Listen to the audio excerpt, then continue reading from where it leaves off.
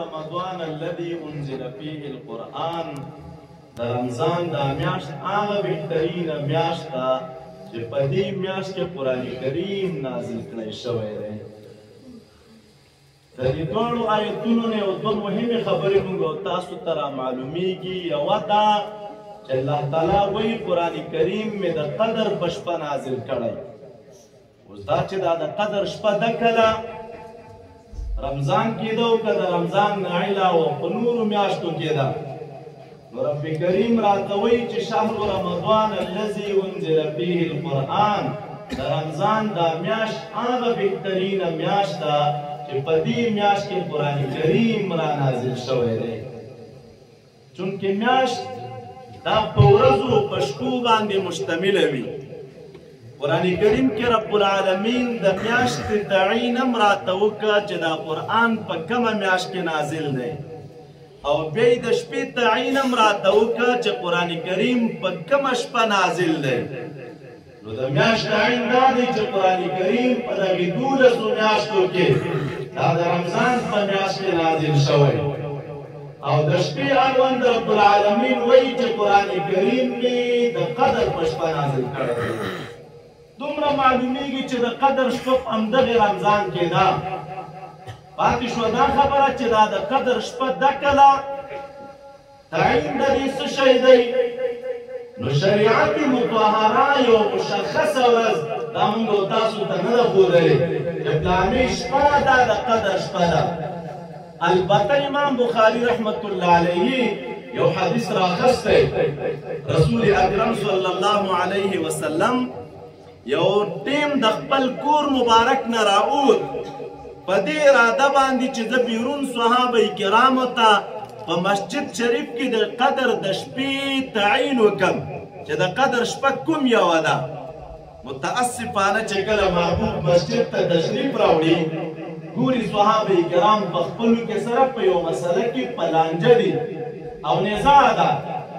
نبی علیہ السلام چې دې نزاع ته وکتل صحابه کرامو ته وایي ای صحابه کرامو د کور نه په دې خاطر راوتلی ومه چې تاسو ته د قدر د شپې تعین وکړم، خو چونکې تاسو مې په نزاع ولیدلی د هغې نزاع بدې پایلې دا دي چې د قدر د شپې تعین پورته شه.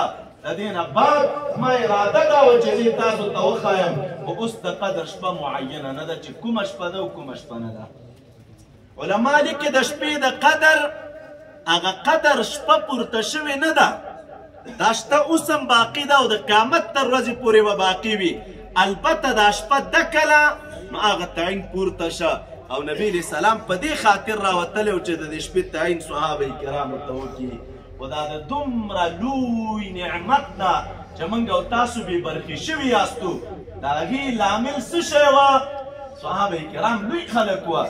الله تعالی قرآن کریم کې ستاینې کړي دي، خو په معمولي یوه خبره په خپلو کې سره یې نزاع وه. د هغې نزاعو د اختلاف په وجه باندې د اختلاف دومره بدې پیلې دي چې الله تعالی د قدر د شپې تعین پورته کړه. اوس معلومه نه ده چې شپه کوم یوه ده، خو دا علماء کرام لیکي چې رب العالمین ویلي قرآن مې د قدر په شپه نازل کړی او بیا وایي د رمضان په میاشت کې مې نازل کړی. دومره معلومیږي چې دا د قدر شپه دا د رمضان المبارک په میاشت کې ده. او تاسو فکر وکړئ د اختلاف څومره بده نتیجه وي.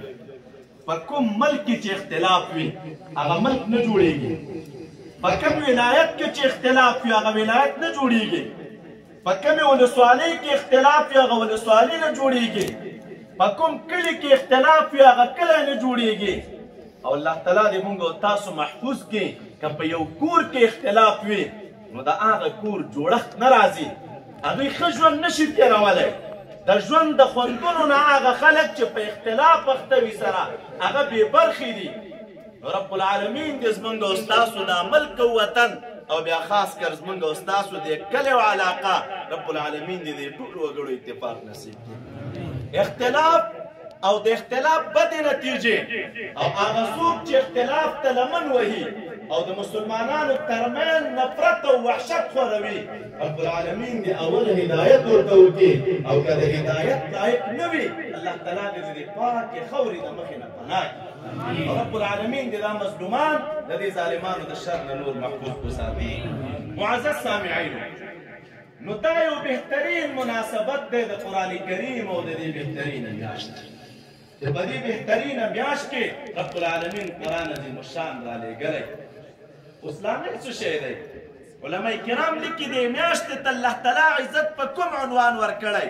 دومره راته وایي چې قرآن مې هم د قدر په شپه نازل کړی، او دا هم راته وایي چې قرآن مې د رمضان په میاشت کې نازل کړی، او دا د رمضان د میاشتې قدر او عزت الله تعالی په دې عنوان بیانوي چې شهر رمضان الذي انزل فيه القرآن. د رمضان میاشت هغه بهترینه میاشت ده چې په دې میاشت